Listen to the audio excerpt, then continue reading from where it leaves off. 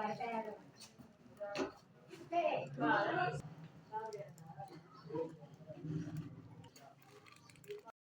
वालेकुम। मेरा नाम है, मेरा दो बेटियां एक बेटा है। बड़ी बच्ची मेरी माजूर है जी। मियाँ मेरा दिहाड़ीदार है। आउंदे ने ते असीं बच्चों का पकान शकान करते हाँ। गरीब हाँ जी। है बड़ी बच्ची मेरी ये माजूर है।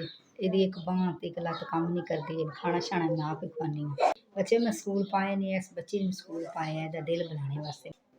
जमदी माजूर है ते इन्ने पैसे नहीं सन कि इलाज असीं करवा सकीए। इन्ने जोगे नहीं है। दिहाड़ीदार है मेरा बंदा। अल्लाह दी जात अगर कर्म करे तो कोई चारा नहीं हो तो मैं इस बच्ची अपने डॉक्टर को किसी को लै जावां, इसदा इलाज करवावां। असीं ते माड़े लोग हाँ, इन्नी हिम्मत नहीं कि असीं इन्ना दा खर्चा बेचारी दा चुक सकीए।